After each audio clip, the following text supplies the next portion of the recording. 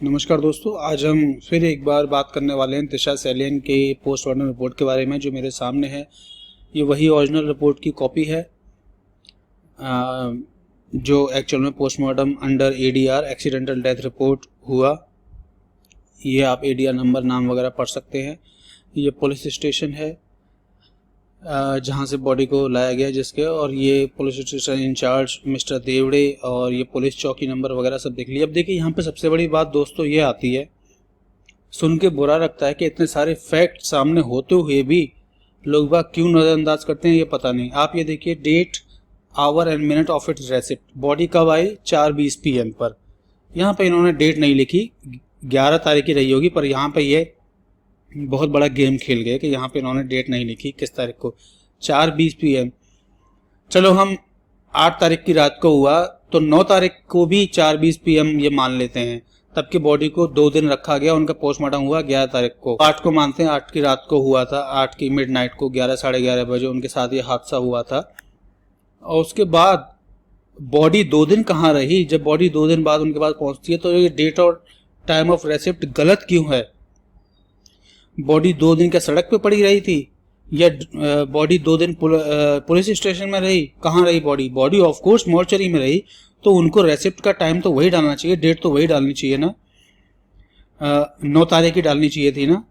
और बॉडी रात से लेकर तब तक उनके पास पहुंची, 4:20 PM तक उनके पास पहुंची।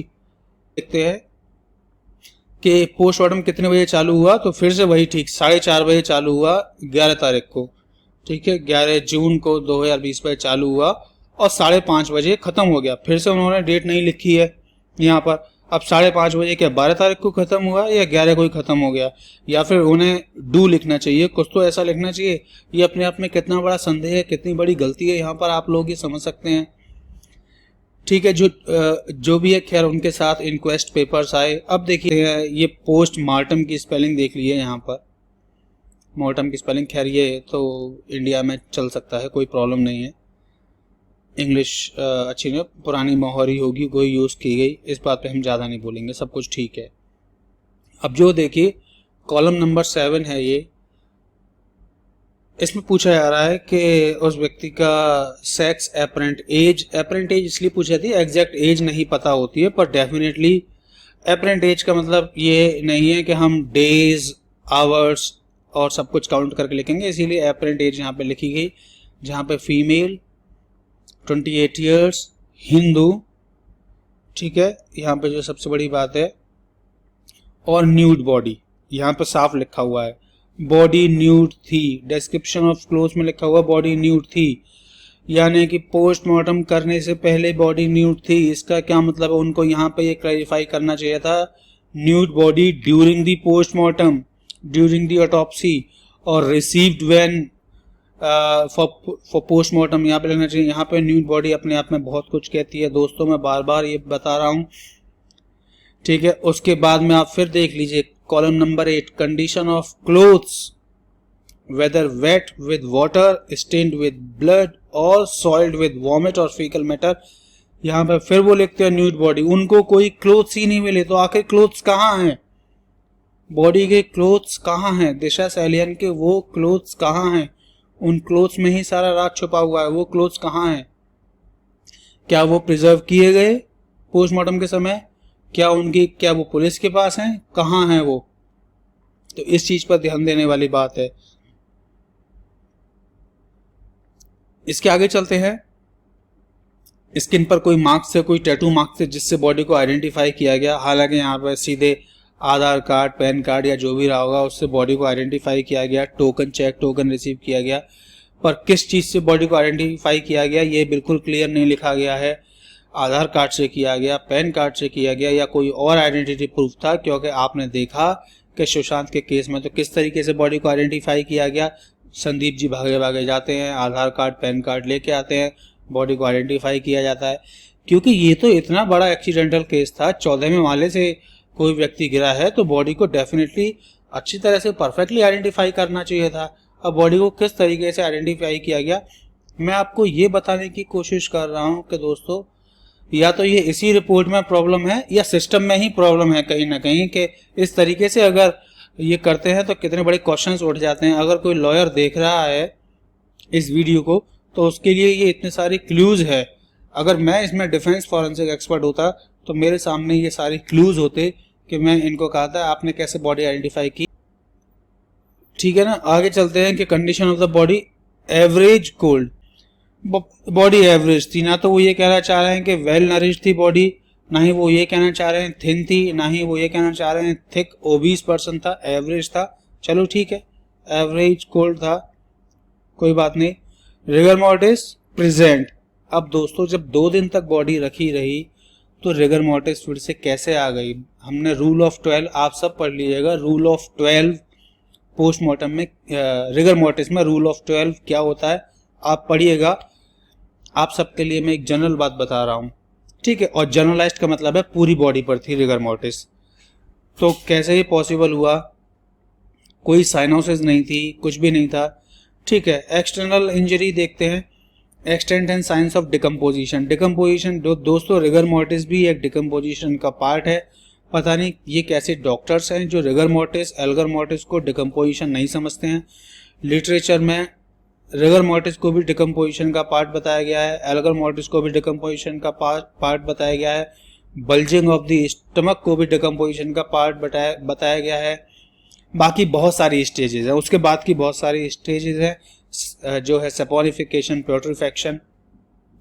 मैं आप सबको ये इसलिए बता रहा हूँ कि आप सब पढ़ें, आप सब जानें इन सब के बारे में, और जो लॉयर्स है जो इसको देख रहे हैं या जो अदर फॉरेंसिक एक्सपर्ट है जो उसको देख रहे हैं, मैं समझता हूँ कि मैं गलत भी हो सकता हूँ, मेरे को ठीक करने की कोशिश की जाए। यहाँ पर उस पर वो लिखते हैं कि no sign of decomposition, no symptom of decomposition.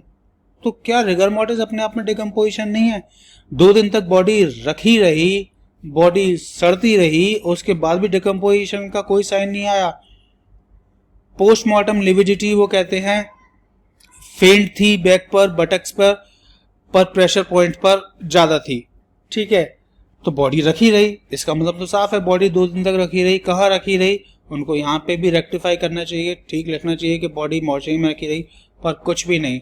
बहुत जल्दबाजी में 2 दिन बॉडी रखे जाने के बावजूद भी जल्दबाजी में ही पोस्टमार्टम किया गया। ये एक पैटर्न रहा कि किस तरीके से पोस्टमार्टम रिपोर्ट बनानी है और उस तरीके से बनाई गई। उसके बाद आ जाइए फीचर्स पर। अब देखिए यहाँ पर बहुत ज़रूरी बात है, यहाँ पे फीचर्स पढ़ने हैं। मैं आपको इस सिग्नेचर के बारे में खैर बाद में बताऊंगा। वेदर नेचुरल और सोलन, और स्टेट ऑफ आइज क्या थी, पोजीशन ऑफ द टंग क्या थी, नेचर ऑफ फ्लूइड, कोई था बाहर से कोई सलाइवा निकल रहा था, नहीं निकल रहा था, माउथ से, नॉस्ट्रिल से कोई खून, ब्लड, ईयर से, कहीं से भी। यहाँ पे लिखते हैं कि इंजर्ड थी, ठीक है, बिल्कुल 14वें वाले से गिरेगी, इंजर्ड थी। Eyes mouth semi closed. मैं फिर से यहाँ पे बता रहा हूँ, सेमी क्लोज्ड का मतलब सेमी ओपन भी होता है, आप ये ध्यान में रखिए। सेमी क्लोज्ड का मतलब सेमी ओपन भी है। मुझे तो ये समझ में नहीं आया, टंग इनसाइड दी ओरल कैविटी, इतनी ऊपर से बॉडी गिरेगी, हेड पे इतनी इंजरीज आएंगी और जीभ बिल्कुल नहीं कटी, दांतों तले जीभ कट जाती है दोस्तों। यहाँ पर जब बॉडी गिरती है बंदा चिल्लाता है, बंदा मुंह बंद करके नहीं गिरता है, ठीक है। चलिए फिर भी हम मान लेते हैं ये कंडीशन पॉसिबल हो सकती है, जो डॉक्टर्स कह रहे हैं बिल्कुल पॉसिबल हो सकती है। पर आइज और माउथ सेमी क्लोज्ड थे, इसका मतलब क्या वो गिरते समय जिंदा रही थी? अगर वो गिरते समय जिंदा रही थी काफी देर तक, तो उनकी मौत अर्जेंटली नहीं हुई है, अटेंटम नहीं हुई है, इंस्टेंट नहीं हुई है उनकी डेथ, ठीक है। फ्रंटल टीथ फॉलन थे, जो फ्रंटल टीथ से, जिनको हम अपने इंसीजर्स भी कहते हैं, जो आगे के टीथ होते हैं, यानी कि वो फॉलन थे। और वो फॉलन थे तो इसका मतलब बाहर की तरफ चेहरे पर भी इंजरीज रही होगी। और ब्लड सीन फ्रॉम, स्पेलिंग थोड़ी मिस्टेक है, कोई बात नहीं, from mouth and nose, comma नहीं है, ठीक है। माउथ और नोज से ब्लड आ रहा था, यानी कि उनकी फेस पर काफ़ी इंजरीज रही होंगी। फिर उन्होंने इतनी इंजरीज के बाद बॉडी को आइडेंटिफाई कैसे किया? तो इसीलिए मैं कह रहा हूं दोस्तों, यहाँ पे आइडेंटिफिकेशन ऑफ द बॉडी कैसे आइडेंटिफाई हुई, प्रॉपर यहाँ पे डिस्क्रिप्शन होना चाहिए था। और ऐसे केसेस में हम बॉडी को डीएनए के थ्रू भी आइडेंटिफाई करते हैं जहाँ पर इतनी इंजरीज हो, क्योंकि आगे कभी भी ज़रूरत पड़ सकती है, पर यहाँ पे ज़रूरत नहीं समझी गई। ठीक है। Condition of the skin marks blood, अब यहाँ पे वो कुछ नहीं बताते, खाली छोड़ देते हैं। सबसे बड़ी बात आती है दोस्तों, जैसा कहा जा रहा था कि दिशा के साथ कुछ ऐसा हुआ, कुछ गलत काम हुआ, सेक्सुअल असॉल्ट कुछ हुआ, तो यहाँ पे no injuries to genitals, no purging seen लिखा गया है, यानी कि ऐसी कोई भी इंजरी नहीं देखी गई, कोई पर्जिंग नहीं देखी गई। ठीक है, इस पर हम यहाँ पे ज़्यादा बात नहीं करेंगे, अच्छा नहीं लगता है, परिवार के सेंटिमेंट्स की बात है। ठीक है। पोजीशन ऑफ लिम्स स्ट्रेट, इतनी ऊपर से बंदा गिरा और लिम्स हाथ पैर नहीं टूटे। आप ये देखिए, position of the limbs straight कैसे हो सकती है, वो लिख रहे हैं साफ, specially of the arms and the fingers in suspected drowning, the presence और एब्सेंस ऑफ द सैंड और अर्थ, वो लिख रहे हैं स्ट्रेट। यहाँ पे उनको लिखना चाहिए, अगर बात की जा रही है खाली सैंड, सॉइल, नेल स्क्रैबिंग के बारे में, तो यहाँ पे लिखना चाहिए क्लीन। स्ट्रेट का मतलब है हाथ पैर टूटे ही नहीं, इतनी ऊपर से बॉडी गिरी, कोई पूछे इनसे ये सवाल। ठीक है, उसके आगे बढ़ते हैं। तो यहाँ पे लिखते हैं सरफेस वुंड एंड इंजरीज के बारे में बात हो रही है, आप इसको पॉज करके बाद में पढ़ लीजिएगा, वीडियो लंबी ना हो ज़्यादा, मैं इसलिए इसको यहाँ पे डिस्कस नहीं करूँगा। ये सब जो भी यहाँ लिखा हुआ है, वो लिख रहे हैं एक क्लियर वुंड दिखाई दिया उन्हें चिन के पास। ठीक है, ओवर चिन, चिन के ऊपर तो फ्रंटल टीथ जो थे वो ऊपर के टूटे या नीचे के टूटे। जब चिन के पास था, यहाँ पे क्लियर लिखना चाहिए ऊपर के टूटे टीथ या नीचे के टूटे। फ्रंटल तो मतलब सामने, डेफिनेटली बैक के टीथ तो टूटेंगे नहीं। चलिए ठीक है, चिन के ऊपर इंजरी थी 1 × 1 सेंटीमीटर, कितनी क्लियर, जैसे कि किसी ने नाप के इंजरी बनाई हो, 1 × 1 सेंटीमीटर। रेडिश और इरेगुलर भी थी, अगर इरेगुलर थी तो 1 × 1 सेंटीमीटर कैसे थी। ठीक है, ऑडिमेटस कहते हैं जब फ्लूइड जमा हो जाता है, ऑडिमेटस वर्ड, ठीक है, कोई प्रॉब्लम नहीं है। तो यहाँ पे ये सबसे बड़ा क्वेश्चन है यहाँ पे। उसके बाद ग्रेज्ड एब्रेशन, एब्रेशन मीन्स खरोंच के निशान, बड़े बड़े seen over the upper part of the chest, यानी कि वो चेस्ट के बल गिरी या चेस्ट उनका कहीं टकराया। ठीक है, अब एब्रेजन अगर आए दोस्तों, ग्रेज्ड एब्रेजन अगर आए तो बॉडी पर कपड़े नहीं थे। नंबर एक बात, अगर कपड़े थे तो कपड़े भी फटे होंगे, उन कपड़ों का जिक्र क्यों नहीं है। एब्डोमेन पर भी एब्रेजन देखे गए जो रेडिश कलर के थे। ठीक है, रेडिश कलर का मतलब है फ्रेश एब्रेजन्स। ठीक है, अगर ये फ्रेश नहीं होते तो ये ब्राउनिश हो जाते। खैर, मैं कोई नहीं होता, मैं एक मेडिकल डॉक्टर नहीं हूँ, मैं बार बार इस बात को बोलता हूँ, मैं मेडिकल डॉक्टर नहीं हूँ, पर मैं एक फॉरेंसिक एक्सपर्ट हूँ जो कोर्ट में काउंटर एक्ट कर सकता हूँ इस रिपोर्ट को। इसलिए मैं यहाँ पे क्लियर करना चाहता हूँ, पूछना चाहता हूँ, अगर ग्रेज्ड एब्रेजन चेस्ट पर और एब्डोमेन थे तो क्या कपड़े भी फटे थे, वो कपड़े कहाँ हैं, या फिर कपड़े थे ही नहीं बॉडी पर, जो कि यहाँ पर अपने आप में इतना बड़ा संदेह जताते हैं। ठीक है, फिर यहाँ पे एब्रेडेड कॉन्ट्यूजन, एब्रेडेड का मतलब फिर से है खरोंच भी थी और नील भी पड़ा हुआ था, जिसे कॉन्ट्यूजन या ब्रूजिंग कहते हैं। जब इंटरनल वेसल्स हमारी बस्ट हो जाती हैं तो लेफ्ट एल्बो पर, यानी कि एल्बो से टकराई, वो एल्बो भी कहीं टकराई। अब एल्बो अगर टकराई, एल्बो आप समझते हैं ना, उल्ट बॉडी उल्टी टकराई, एल्बो अगर टकराई तो चेस्ट पर एब्रेशन कैसे आ गए। अगर चेस्ट टकराया तो एल्बो पर कॉन्ट्यूजन कैसे आ गई, तो बॉडी कहाँ कहाँ टकराई। किसी ने कोई संदेह जताया यहाँ पर कि कैसे ये पॉसिबिलिटी है। ठीक है, राइट आर्म पर एब्रेशन आ सकते हैं, बिल्कुल सही बात है, बिल्कुल आ सकते हैं। जब सीधे सामने से गिरेगी बॉडी तो राइट आर्म पर एब्रेशन आएंगे। रेडिश कलर का मतलब फिर से फ्रेश। ठीक है, abrasion seen on the upper part of thigh, फिर से देखिए, मैं आपको बार बार ये बता रहा हूँ, बॉडी सामने की तरफ घिसटी है, यानी जो फ्रिक्शन हुआ है बॉडी का सामने की तरफ से हुआ है, चाहे वो गिरने से पहले बीच में कहीं किसी भी माले पर हुआ हो, कहीं भी हुआ हो, या गिरने के बाद हुआ हो, या घसीटा गया हो। एब्रेशन दोस्तों तभी पॉसिबल है जब फ्रिक्शन हुआ हो, बॉडी घसीटी गई हो, वरना खाली गिरने पर एब्रेशन नहीं दोस्तों, कॉन्ट्यूजन आएंगे, लेसिरेशंस आएंगे। आप नेट खोल के सर्च कर लीजिएगा, लेसिरेशंस के निशान कैसे होते हैं, फटने के निशान, जब स्किन फटती है वो निशान, क्योंकि बॉडी गिर गई, घिसटती नहीं रही। तो यहाँ पे वो बता रहे हैं अपर थाई पर, लोअर लेग पर और नी पर घसीटने के निशान थे। ठीक है, एब्रेशन सीन। और फिर यहाँ पे क्लियर वुंड बता रहे हैं राइट हील पर। अब हील पर हील पॉइंट पर आ जाएगा निशान तो बॉडी फिर सामने से कैसे गिरी, हील पर निशान आने का मतलब है बॉडी पीछे से गिरी। तो ये यहाँ पर इतनी सारी संदेहजनक बात है जिनको उनको क्लियरली लिखना चाहिए था कि ये कैसे है। और मेरे ख्याल से ऐसे केसेस में फोटोग्राफ भी अकम्पनी होने चाहिए इन केसेस में, ठीक है।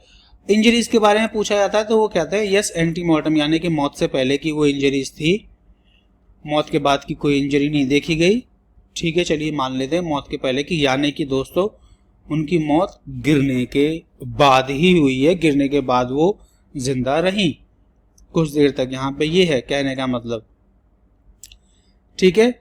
स्कैल्प पर कोई इंजरी नहीं हुई, फेस पर इंजरी हुई, स्कैल्प पर इंजरी नहीं है, यानी कि वो सर के बल नहीं गिरी हैं, सर के बल नहीं गिरी हैं तो फिर एल्बो पर और यहां पर हील पॉइंट पर इंजरी कैसे आ गई।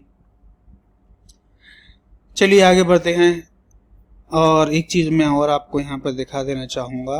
अब आप स्टैम्प देख लीजिए, यहाँ पे स्टैम्प में क्या है, ओ में कोई भी डिस्क्रिपेंसी नहीं है। यहाँ पर आते ही आप ये देखेंगे ओ में डिस्क्रिपेंसी आ गई है। इसको हम स्टैम्प मार्क्स, ये क्वेश्चन डॉक्यूमेंट एग्जामिनेशन में आता है। खैर इसको हम अभी क्योंकि डिस्कस नहीं कर रहे हैं, ओवर इंकिंग की वजह से हो सकता है। मैं यहाँ पे कोई क्लेम या ब्लेम नहीं करना चाहता हूँ। मेरी कोई भी वीडियो होती है वो सिर्फ एक गाइडेंस के लिए होती है कि कोई भी पुलिस वाला उसको देख रहा है, कोई भी फॉरेंसिक एक्सपर्ट उसको देख रहा है, मैं गलत हूँ, मैं सही हूँ, मैं ये लॉयर्स के लिए होती है, तो इसको देखें वो लोग, ठीक है। इसके बारे में वो स्कल पे बताते हैं लीनियर फ्रैक्चर। अब स्कल पे फ्रैक्चर आ जाता है और स्कैल्प पे कोई इंजरी नहीं होती है। आप बताइए दोस्तों ये पॉसिबल है? स्कैल्प यानी ऊपर की खाल, बालों की तरफ कोई इंजरी नहीं है और स्कल पे वो फ्रैक्चर बता रहे हैं। लीनियर फ्रैक्चर मतलब एकदम लाइन में एक फ्रैक्चर था skull bone with sign of infiltration staining, अंदर स्टेनिंग हो चुकी थी। अब इतनी बड़ा फ्रैक्चर हो जाता और मेनिंजेस कहते हैं दोस्तों जो ब्रेन के और स्कल के बीच में झिल्ली होती है, जो खाल होती है उसको, जो झिल्ली होती है वो इंटैक्ट है, वो नहीं फटी। स्कल पे इंजरी नहीं आई पर फ्रैक्चर हो गया। यहाँ पर ब्रेन मैटर कंजेस्टेड हो चुका था, यानी इंजरीज काफी तगड़ी थी और कंजेस्टेड हो जाता है जब ब्लड जमा हो जाता है, हेमरेजिक हो जाता है, तो यहाँ पर हमारी इंजरीज इतनी हो जाती हैं। अब देखिए आइए थोड़ा से कैविटी में, जहाँ पे वो चेस्ट के बल गिरी थी, जैसा कि हमें ऊपर की इंजरीज से देखने को मिलता है। तो multiple ribs with contused intercostal muscles, ये बात बिल्कुल सही साबित होती है। वो चेस्ट के बल गिरी थी तो मल्टीपल रिब्स टूटी हुई होंगी, रिब्स उनकी टूटी हुई होंगी। अब प्लूरा कैसे इंटैक्ट? प्लूरा कहते हैं दोस्तों वो झिल्ली को जिसमें हमारे लंग्स रेस्ट करते हैं, जहां पे जो लंग्स की कैविटी होती है प्लूरल कैविटी उसको कहा जाता है, और जो ऊपर की झिल्ली होती है उसको प्लूरा कहते हैं। तो इंटैक्ट थी, क्या एक भी रिब अंदर नहीं घुसी? इतनी ऊपर से बॉडी फॉलन हुई 14वीं मंजिल से, चेस्ट के बल वो गिरती हैं, एक भी रिब नहीं टूटी। जब वो यहाँ पर लिख रहे हैं कि रिब कॉन्ट्यूज्ड थी, तो क्या रिब इंटैक्ट थी? रिब्स बिल्कुल एकदम इंटैक्ट थी। एक भी रिब टूटी होती तो प्लूरल कैविटी इंटैक्ट यहाँ पर नहीं हो सकती। लैरिंक्स, ट्रैक या ब्रोंकाई में इंटैक्ट मान सकता हूं, वहां पर इंजरी ना हुई हो। राइट लंग कंजेस्टेड हो गया, लंग कंजेस्टेड हो गया दोस्तों, पर प्लूरल कैविटी इंटैक्ट रही। आप ये देखिए, पेरिकार्डियम कहते हैं जो हार्ट के ऊपर जो हमारी हार्ट की कैविटी होती है उसको हम पेरिकार्डियम कहते हैं, ठीक है। और पेरिकार्डियम यहाँ पे इंटैक्ट बताए जा रहे हैं। हार्ट का वेट बिल्कुल नॉर्मल था डायग्नोसिस में, लार्ज वेसल्स भी नॉर्मल थी और मायोकार्डियम उनका पेल था, जो झिल्ली थी वो पेल थी। तो यहाँ पर इतने सारे कॉन्ट्राडिक्टरी हमें चीज़ें देखने को मिलती हैं कि मेरा कहना है कि एम्स के डॉक्टर इसको भी देखेंगे तो उनके दिमाग में भी बहुत सारे सवाल, उनके दिमाग में तो मेरे से ज़्यादा सवाल आ जाएंगे क्योंकि मैं तो एक मेडिकल एग्जामिनर हूँ भी नहीं तब के, ठीक है। उसके बाद एब्डोमेन पे आते हैं, इंटैक्ट वॉल थी और तकरीबन 1000 to 1200 सीसी का ब्लड क्लॉट्स मिला उन्हें कैविटी के अंदर, यानी कि हमारी एब्डोमिनल कैविटी थी, हम उसको पेरिटोनियम कहते हैं, उस कैविटी के अंदर उन्हें इतना सारा ब्लड क्लॉट कैसे आया, यानी कि बहुत तेज इंजरी थी, अंदर ब्लीडिंग हुई, इंटरनल ब्लीडिंग हुई, इतना खून अंदर निकला जिससे क्लॉटिंग बन गई। नंबर एक बात। वो फिर से लिख रहे हैं फ्रंटल टीथ सीन फॉलन, पर कौन से वाले, ऊपर के या नीचे के, यहाँ पे क्लियर करना चाहिए। बहुत चीजें पता चलती हैं कि पोजीशन बॉडी की क्या रही थी, क्योंकि वो चिन पे इंजरी बता रहे हैं, चिन पे इंजरी बता रहे हैं, तो डेफिनेटली नीचे के ही टीथ फॉलन हुए होंगे। अब फ्रंटल टीथ का, आप डॉक्टर हैं, फ्रंटल टीथ का नाम होता है, ठीक है, सब टीथ के नाम है, इंसीजर्स हैं, हमारे कैनाइंस हैं, सब टीथ के नाम है, तो कौन से टीथ, तो फ्रंटल टीथ तो एक लेमैन भाषा हो गई, ठीक है। कैनाल है, हम उसको ईसोफेगस बोलते हैं, वो इंटैक्ट है। स्टमक में तकरीबन 150 सीसी का सेमी डाइजेस्टेड फूड, यानी कि फूड पूरा डाइजेस्ट नहीं हुआ था, उन्हें 1.5 से 1.5 घंटा ही, 1 से 1.5 घंटा ही उन्हें हुआ होगा वो खाए हुए, ठीक है। सावर स्मेल थी, यानी कि बहुत ही तेज स्मेल आ रही थी उस फूड से, यानी कि अल्कोहल भी रही होगी डेफिनेटली, या सेमी डाइजेस्टेड फूड था, बैक्टीरियल एक्टिविटी की वजह से डाइजेस्ट नहीं हुआ था, यानी कि खाना खाए हुए भी 1 से 1.5 घंटा ही हुआ होगा यहाँ पर। अब यहाँ पे आर में ओवर इंकिंग हो जाती है, खैर ठीक है, फिर से हम इस पे बात नहीं कर रहे हैं इस चीज पे। Small intestine loaded with gases, बिल्कुल पॉसिबल है, बिल्कुल सही है, गैसेस बैक्टीरियल की वजह से, बैक्टीरियोफेज की वजह से बहुत सारी गैसेस हो गई होंगी। लिवर लेसिरेटेड हो गया, आप देखिए इंजरी लिवर तक पहुंच गई, पर हमारी प्लूरल कैविटी जो लंग्स की झिल्ली है वो इंटैक्ट रहती है, ये यहाँ पर बहुत बड़ी बात है। स्प्लीन वगैरह नॉर्मल रही शेप में और साइज में, पर हमें ब्लड के क्लॉट्स यहाँ पे इतना हमारी कैविटी में ब्लड मिल गया, किस चीज का फिर ब्लड मिला, जब हमारा ये यहाँ पे स्प्लीन वगैरह इंटैक्ट रहा, नॉर्मल रहा शेप और साइज में, ठीक है, ब्लैडर एम्प्टी था, यानी कि यूरिन पास हो चुका था, यूरिन नहीं था बिल्कुल भी। अब इन्होंने लिया एनल स्वैप्स फॉर एग्जामिनेशन, लिए कोई भी ऐसी चीज जो सेक्स और एजोल्ट को बताती है, वेजाइनल स्वैप भी सेक्सुअल एजोल्ट को बताते हैं, कोई सेमिनल स्टेन्स वगैरह तो नहीं मिले। इसकी क्या रिपोर्ट आई बाद में कोई पता नहीं, क्लियर आया नहीं आया, ठीक है। और फिर ब्लड भी लिया गया, उसकी क्या रिपोर्ट आई ये भी नहीं पता है। स्पाइनल कॉर्ड वगैरह इंटैक्ट थी सब कुछ, यानी कि वो पीछे के बल तो नहीं गिरी हैं, ठीक है, वो हेड के बल नहीं गिरी है, वरना स्पाइनल कॉर्ड यहाँ पे इंटैक्ट आसानी से नहीं मिलती, तो सामने की तरफ वो डेफिनेटली गिरी, उनके बहुत ज़्यादा इंजरी हुई है। अब देखिए दोस्तों, cause of death, probable cause of death है death due to head injury. इतनी ज़्यादा रिब्स टूटी, इतनी ज़्यादा इंजरी हुई, स्कैल्प पर कोई इंजरी नहीं है, उसके बाद वो लिखते हैं death due to head injury with multiple injuries. Multiple injuries कहाँ, बॉडी पर, अननेचुरल, ठीक है, अननेचुरल डेथ है। उसके बाद फिर ये यहाँ पर ओवर आ जाती है, और आप देखेंगे पूरा, आप एग्जामिनेशन कर लीजिएगा, ठीक है। जो भी है, मैंने आपको एक बार ये समझाना चाहा कि मुझे जो चीज़ें ठीक नहीं लगी, मैंने उस चीज़ को आपको समझाने की कोशिश की, और उसके बाद यहाँ पे बहुत सारी चीज़ें जो मैं आपको नहीं बताना चाहूँगा। विसरल ऑर्गन्स प्रिजर्व किए गए, विसरल ऑर्गन्स हम जानते हैं, आज की डेट में आप लोग मुझसे भी ज़्यादा एक्सपर्ट बन चुके हैं सुशांत के केस को देखते देखते। और इट में please be stated immediately whether examination by chemical examiner is necessary और it is to be destroyed, viscera not preserve, दोनों चीजें लिख रहे हैं, विसरा है प्रिजर्व, फिर विसरा नॉट प्रिजर्व। ये किसको मतलब क्या कहना चाह रहे हैं डॉक्टर साहब, मुझे बिल्कुल भी क्लियर नहीं हो रहा है, और शायद मेरी तरह बहुत लोगों को क्लियर नहीं हो रहा होगा। प्लीज इसको क्लियर करने की कोशिश की जाए। बहुत बहुत धन्यवाद।